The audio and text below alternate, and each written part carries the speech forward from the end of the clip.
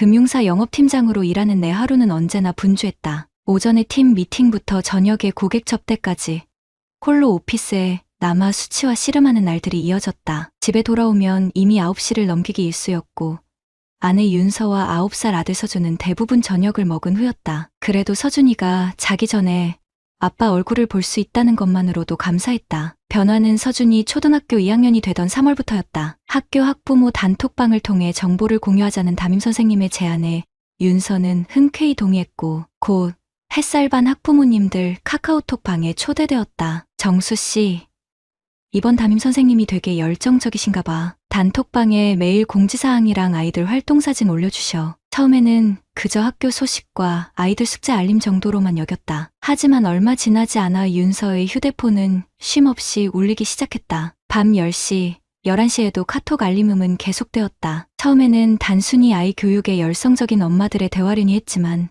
윤서의 표정이 달라지는 걸 느꼈다. 요즘 단톡방에 재밌는 일 있어? 문득 물었을 때 윤서는 화들짝 놀라며 휴대폰 화면을 가렸다. 평소에 그녀라면 그냥 학부모들 잡담이야 라고 웃으며 말했을 텐데 그날은 얼굴이 붉어지며 별거 아니야 라고 짧게 답했다. 매일 아침 서준이를 학교에 데려다주고 오후에 픽업하는 것은 윤서의 일과였다. 그런데 어느 날부터인가 그녀는 평소보다 일찍 집을 나서기 시작했다. 다른 엄마들이랑 커피 마시고 올게라는 말이 잦아졌고 옷차림과 화장에도 신경 쓰는 모습이 눈에 띄었다. 10년 넘게 결혼 생활을 해온 남편으로서 아내의 이런 변화는 무언가 다른 일이 있다는 신호처럼 느껴졌다. 윤서가 단톡방에 푹 빠져있던 어느 저녁, 서준이가 내 무릎에 앉아 이야기를 꺼냈다. 아빠, 최기웅 아저씨 알아? 심장이 살짝 뛰었다. 누구? 그 아저씨는 누군데? 엄마 친구. 학교 앞에서 엄마랑 많이 이야기해. 우리 반 민호 아빠인데 아빠들 중에 제일 재밌대. 항상 웃어. 아이의 말에서 더 자세한 정보를 캐내려는 유혹이 있었지만 머릿속에서 경고음이 울렸다. 9살 아이에게 질문 공세를 퍼붓는 건 옳지 않았다. 대신 그렇구나. 좋은 아빠인가 보네라고 답하고 서준이의 머리를 쓰다듬었다. 그날 밤 윤서가 샤워하는 동안 탁자 위에 놓인 그녀의 휴대폰에서 알림이 울렸다. 그냥 지나치려다 화면에 뜬 메시지 미리 보기가 눈에 들어왔다. 최기웅님, 윤서 씨는 감정 표현이 정말 섬세하네요. 아이를 키우는 마음을 메시지의 나머지 부분은 보이지 않았다. 의심과 불안이 차올랐지만 상대방의 메시지를 몰래 확인하는 건 내 원칙에 어긋났다. 하지만 그 이름이 계속 마음에 걸렸다. 최기웅, 서준이가 말한 그 아저씨와 같은 사람일 것이다. 다음 날 윤서의 행동을 더 유심히 관찰했다. 아침부터 거울 앞에서 평소보다 오래 머물렀고 새로 산 듯한 블라우스를 입었다. 그녀가 집을 나선 후 책상 위에 놓인 메모를 발견했다. 단톡방 오늘 점심 번개 모임 12시 아티카페. 평소라면 크게 신경 쓰지 않았을 일이지만 최근 그녀의 변화가 마음에 걸려 점심시간을 내어 그 카페 근처를 지나가기로 했다. 차 안에서 바라본 카페 창가. 윤서는 45명의 다른 엄마들과 함께 있었다. 그중 유일한 남성이 테이블 중앙에 앉아 무언가 이야기하고 있었고 모두가 그의 말에 웃고 있었다. 윤서의 표정이 반짝였다. 오랜만에 보는 생기 넘치는 얼굴이었다. 가슴 한쪽이 묵직해졌다. 10년 동안 우리 가정을 위해 일하며 윤서에게 저런 표정을 만들어주지 못했다는 자책감이 들었다. 동시에 낯선 남자 앞에서 저렇게 빛나는 아내의 모습이 꺼림칙했다. 그날 저녁 늦게 돌아온 윤서에게 물었다. 단톡방에 남자 회원도 있어? 그녀의 손이 잠시 멈췄다. 응. 민호 아빠, 애 혼자 키우는데도 육아를 정말 잘해. 엄마들한테 인기가 많아. 그렇구나.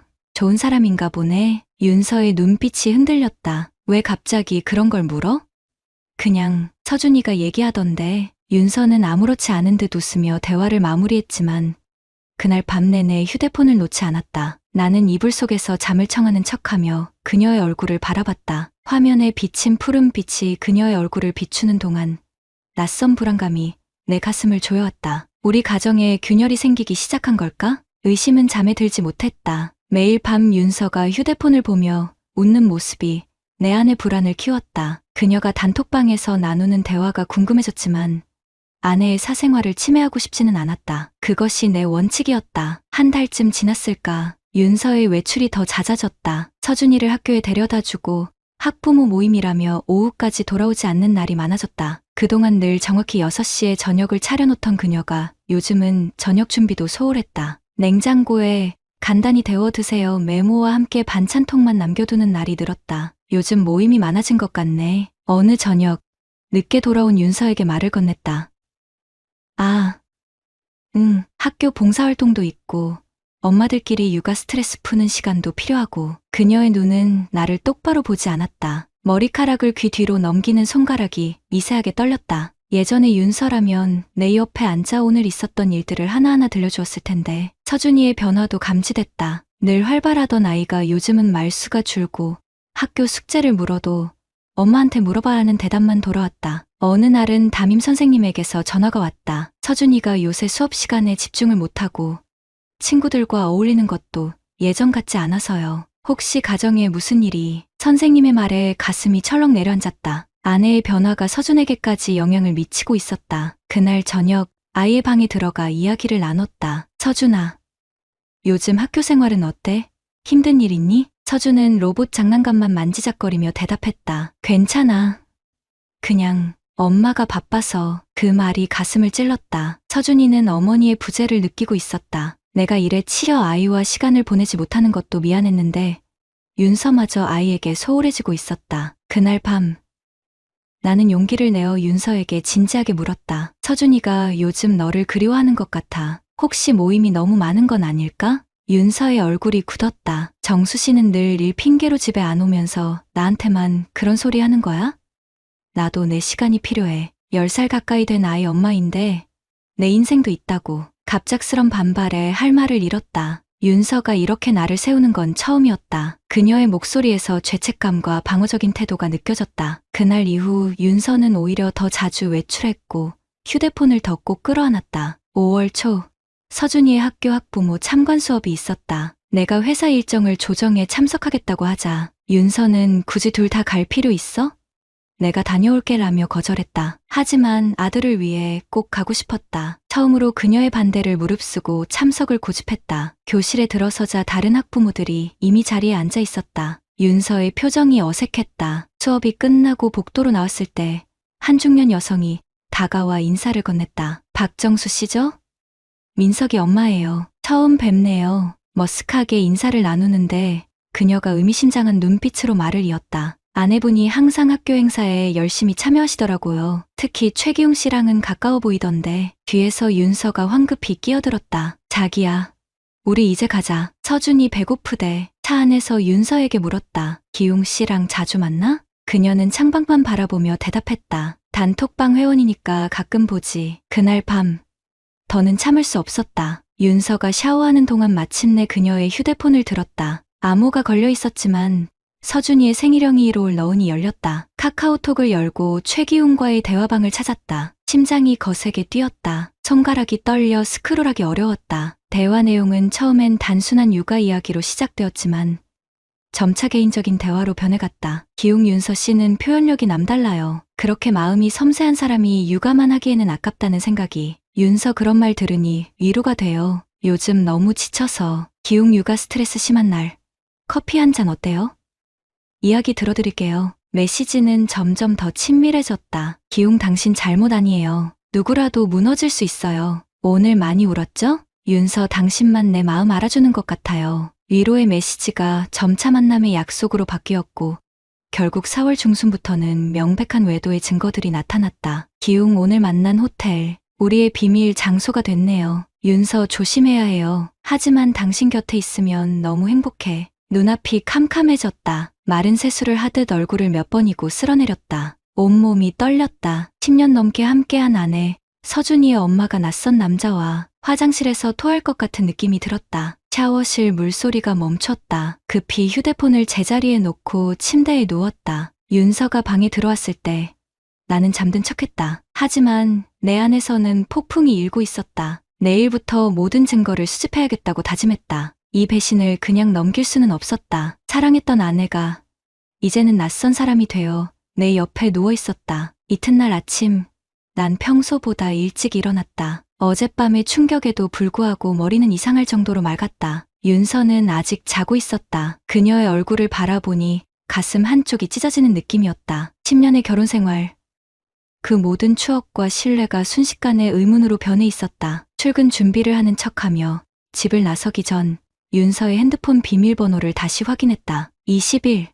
서준이 생일이었다. 아이러니하게도 그녀의 비밀을 여는 열쇠가 우리 아이의 탄생일이라는 사실이 더 아프게 다가왔다. 그날부터 체계적으로 증거를 모으기 시작했다. 금융회사 직원의 세심함으로 모든 것을 기록했다. 우선 통신사에 방문해 윤서의 통화 내역을 요청했다. 부부 공동 명의로 된 요금제였기에 어렵지 않게 자료를 받을 수 있었다. 최근 3개월간 윤서가 특정 번호와 나눈 통화가 급증해 있었다. 그 번호의 소유주를 확인하자 최기웅이란 이름이 나왔다. 카드 사용 내역도 살펴봤다. 윤서가 쓰는 카드는 내 계좌에서 결제되는 가족카드였다. 설마 외도까지 내 돈으로 즐겼을까 싶었지만 기록은 냉혹했다. 서울 강남의 한 카페에서의 꾸준한 결제, 인근 호텔 주차장 요금, 그리고 평소 윤서가 가지 않던 고급 란제리 매장에서의 구매 내역까지. 사무실에 앉아 이 모든 자료를 정리하는 동안 나도 모르게 책상을 내리쳤다. 동료들이 놀란 눈으로 쳐다봤지만 아무도 다가오지 않았다. 내 표정이 말해주고 있었을 것이다. 그날 이후 회사에서는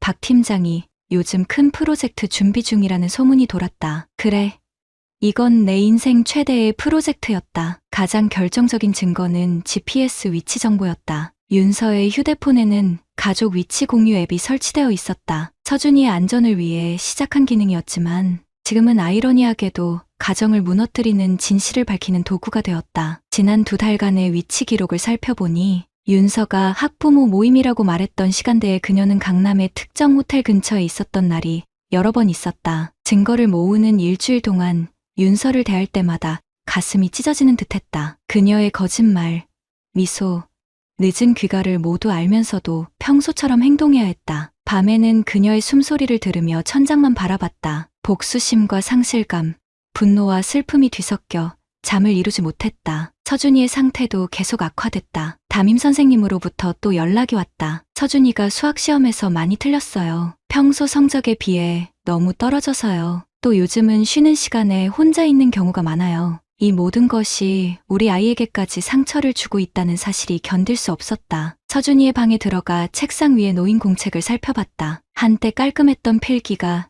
이제는 흘려쓰기와 낙서로 가득했다. 한 페이지에는 엄마는 왜 늦게 와? 라는 문장이 여러 번 적혀 있었다. 열흘째 되는 날, 더 이상 참을 수 없었다. 직접 확인하기로 했다. 오후에 반차를 내고 비가 내리는 학교 앞에서 윤서를 기다렸다. 곧 학교 시간, 서준이가 웃으며 달려나올 것이다. 그런데 차 안에서 바라본 풍경이 너무 낯설었다. 비가 내리는 학교 정문 앞, 검은 우산 아래 윤서와 한 남자가 서 있었다. 남자의 손이 그녀의 허리에 살짝 닿았다가 떨어졌다. 너무 자연스러운 동작이었다. 많은 학부모들 사이에서도 그들의 친밀함은 눈에 띄었다. 심장이 터질 것 같았다. 소나귀에 힘이 들어가 핸들을 움켜쥐었다. 그 순간 서준이가 학교 밖으로 나왔다. 아이가 그들에게 다가가자 윤서와 남자는 즉시 거리를 두었다. 서준이의 표정이 어두웠다. 우리 아이는 이미 뭔가를 눈치챈 듯했다. 차에서 내리고 싶었지만 서준이 앞에서 소란을 피우고 싶지 않았다. 아이에게 상처 주기 싫었다. 대신 휴대폰을 꺼내 그 순간을 사진으로 담았다. 한 장, 또 한 장. 차가운 빗방울 사이로 내 가정이 무너지는 증거를 수집했다. 그날 저녁 윤서가 서준이를 데리고 돌아왔을 때 무언가 이상함을 느꼈는지 조심스레 물었다. 오늘은 회사 일찍 끝났어? 내 목소리가 떨렸다.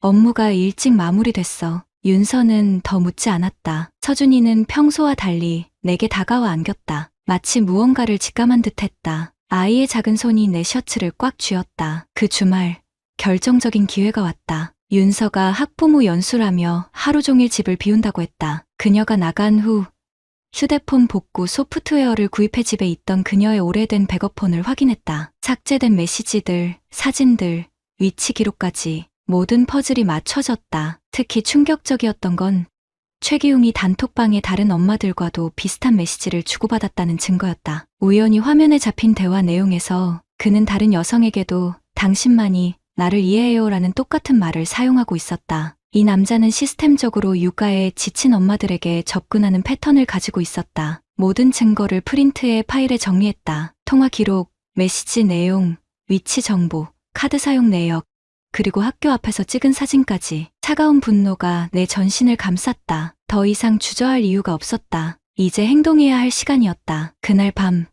변호사 친구에게 연락했다. 민사상간자 소송에 대해 상담하고 싶어. 변호사 사무실은 생각보다 차분한 분위기였다. 김 변호사는 내가 가져간 증거들을 꼼꼼히 살펴보았다. 카카오톡 대화 내용, 위치 기록, 통화 내역, 학교 앞 사진까지. 그는 가끔 고개를 끄덕이며 중요한 부분에 형광펜으로 표시했다. 증거는 충분합니다. 상간자 소송은 가능해요. 그의 말에 가슴이 조금 진정되는 듯했다. 적어도 이건 내 상상이 아니었다. 법적으로도 인정받을 수 있는 배신이었다. 위자료는 얼마 정도? 김 변호사는 안경을 올리며 답했다. 상간자 위자료는 보통 1,000만 원에서 3,000만 원 사이입니다. 하지만 돈이 중요한가요? 정수 씨가 원하는 건 정이겠죠. 그 말이 가슴에 와닿았다. 그래. 내가 원하는 건 돈이 아니었다. 무너진 가정, 배신당한 신뢰, 상처받은 아이, 이런 것들은 돈으로 해결될 수 없었다. 소장을 접수하고 나오는 길. 비가 내리기 시작했다. 차 안에서 윤서에게 메시지를 보냈다. 오늘 일찍 들어갈게. 이야기할 게 있어. 집으로 가는 길. 마음속으로 여러 번 대사를 연습했다. 분노를 폭발시킬까? 차갑게 증거를 내밀까?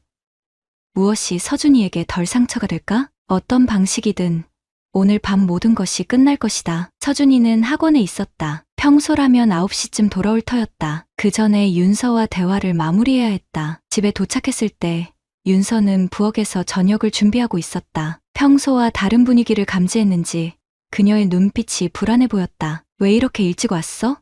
무슨 일 있어? 나는 침착하게 서류 가방을 내려놓고 거실 테이블에 앉았다. 꾸준히 운동해온 덕에 42세의 나이에도 체격은 여전히 단단했다. 오늘따라 그녀 앞에서 위압감이 느껴졌다. 윤서야, 이제 다 알고 있어. 내 목소리가 떨렸다. 아무리 준비했어도 실제로 말을 꺼내는 순간 감정이 북받쳤다. 윤서의 얼굴에서 혈색이 빠져나갔다. 그릇을 내려놓는 손이 덜덜 떨렸다. 무슨 소리야? 가방에서 증거 파일을 꺼내 테이블 위에 올려놓았다. 사진, 메시지 내용, 위치 기록, 모든 것을 정리한 문서였다. 윤서는 그것을 보자마자 이해한 듯했다. 그녀의 눈이 커졌고 입술이 떨렸다. 정수, 이건 내가 설명할 수 있어. 내 안에서 뭔가가 끊어졌다. 설명? 어떤 설명이 이런 배신을 정당화할 수 있을까? 설명. 뭘 어떻게 설명해? 최기훈과 호텔에서 만난 것도? 우리 아이 앞에서 거짓말한 것도? 윤서는 의자에 무너지듯 앉았다. 그동안 억눌렀던 눈물이 터져나왔다. 그 사람이 날 따뜻하게 대해줬어. 그게 다야. 넌 항상 일에만 신경 쓰고 내 말은 듣지도 않았잖아. 그 말에 가슴이 찢어졌다. 10년 넘게 가족을 위해 일한 시간들, 집을 사기 위해 모은 돈, 서준이 교육비를 위한 야근들, 이 모든 것이 내가 그녀를 소홀히 했다는 변명으로 무너지고 있었다. 그래, 내가 바빴어. 하지만 그건 우리 가족을 위한 거였어. 넌 그걸 알면서도 말을 잇지 못했다. 눈물이 차올랐다. 남자인 내가, 가장인 내가 이렇게 울면 안 된다고 생각했지만 감정이 주체되지 않았다. 윤서는 내 반응을 보고 갑자기 태도를 바꿨다. 그녀의 눈에서 눈물이 멈추었다. 그래, 맞아. 내가 바람 피웠어. 근데 그건 내가 날 여자로 대하지 않았기 때문이야. 언제 마지막으로 내 얘기에 진심으로 귀 기울였어? 언제 마지막으로 나를 안았어? 적반하장이었다. 배신한 사람이 오히려 피해자인 척하는 모습에 분노가 치밀었다. 이건 감정이 아니라 범죄야. 우리 아이한테까지 지울 수 없는 상처를 남겼다고. 그 말에 윤서의 표정이 흔들렸다. 서준이, 그녀도 아이를 생각하면 마음이 아팠을 것이다. 서준이는 아직 어려. 이해 못할 거야. 서준이가 이미 알고 있어. 내가 늦게 들어오는 날 혼자 숙제하면서 엄마는 왜 늦게 와라고 공책에 계속 썼다고. 학교 성적도 떨어지고 친구들과도 잘 어울리지 않아. 윤서의 얼굴이 창백해졌다. 그제서야 그녀는 자신의 행동이 아이에게 미친 영향을 실감한 듯했다. 난 그런 줄 몰랐어. 그 순간 현관문이 열리는 소리가 들렸다. 서준이가 학원에서 돌아온 것이다. 우리는 동시에 대화를 중단했다. 아이 앞에서 이런 모습을 보이고 싶지 않았다. 서준이가 거실로 들어오자 얼굴에 미소를 지으려 했지만 아이는 이미 무언가를 감지한 듯했다. 그의 눈이 테이블 위 서류와 울고 있는 엄마, 그리고 굳은 표정의 나를 번갈아 바라봤다. 아빠, 엄마, 무슨 일 있어? 그 순간 내 심장이 무너져 내렸다. 9살 아이의 불안한 눈빛, 떨리는 목소리, 이 상황이 서준이에게 얼마나 큰 상처가 될지 생각하니 숨이 막혔다. 윤서가 억지로 미소 지으며 아이에게 다가갔다. 아니야, 서준아. 그냥 어른들 이야기 중이었어. 숙제는 다 했어? 하지만 서준이는 엄마의 손을 뿌리치고 내게로 왔다. 아빠. 울었어? 내 눈에 붉은 길을 놓치지 않은 아이. 나는 그를 꼭 안아주었다. 괜찮아. 아들, 아빠가 좀 피곤해서 그래. 방에 가서 쉬고 있을래? 저녁 먹기 전에 부를게. 서준이는 어딘가 의심스러운 표정이었지만 결국 자기 방으로 들어갔다. 문이 닫히자마자 나는 윤서에게 다시 말했다. 이미 상간자 소송을 접수했어. 내 불륜 상대도 응당한 대가를 치를 거야. 윤서의 얼굴이 하얗게 질렸다. 너, 그러면 모든 사람이 알게 될 거야. 이웃들, 학부모들, 서준이 친구들까지. 그걸 생각했어야지. 내가 우리 가정을 배신하기 전에. 그날 밤 윤서는 게스트룸에서 잤다. 나는 서준이의 방에 들어가 잠든 아이의 머리를 쓰다듬었다. 뺨에 마른 눈물 자국이 보였다. 아이는 모든 것을 느끼고 있었다. 침대에 누워 천장을 바라보며 생각했다. 이제 무엇이 달라질까?